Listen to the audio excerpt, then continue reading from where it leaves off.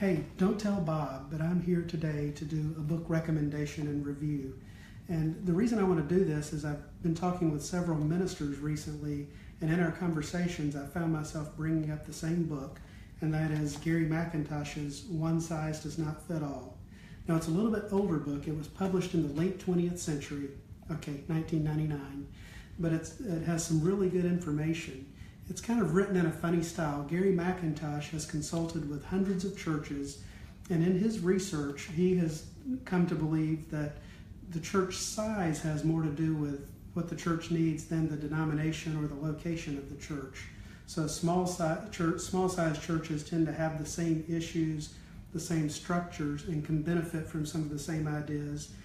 And then medium churches have the same issues, and large churches have the same issues. And so that's the gist of the book.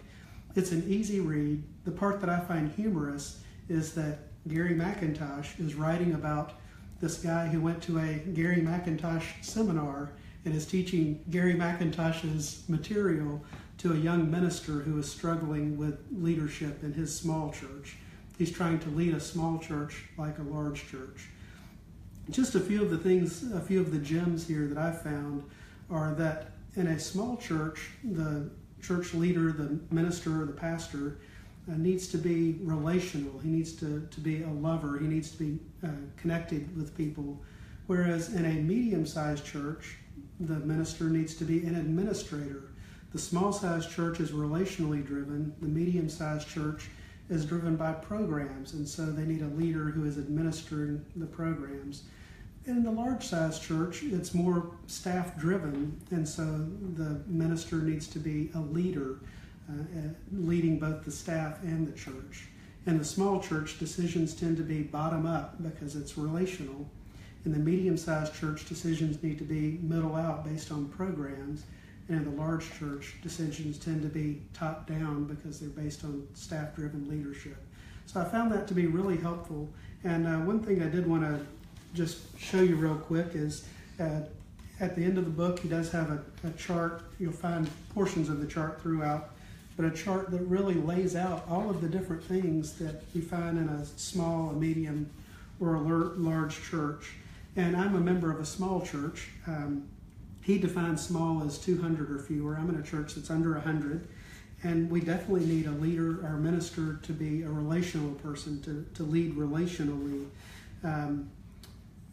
The attraction model in a small church is growth through relationships.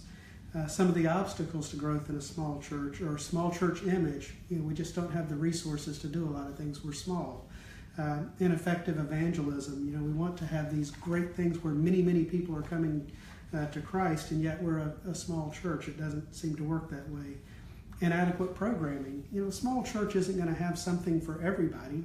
We need to be who we are and do that very well, rather than trying to do what a large church is doing.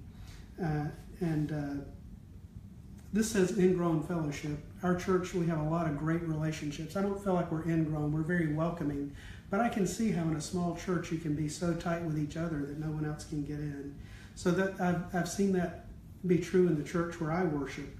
And as I look at the medium and large church things, I've been on staff at a large church, and I see the truth of what he says about large churches as well.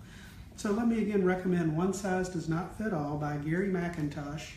It's about a guy who went to a Gary McIntosh seminar who's teaching Gary McIntosh principles to a young minister. But I find this to be really helpful, and I hope that you will as well. Thanks a lot. See you next time.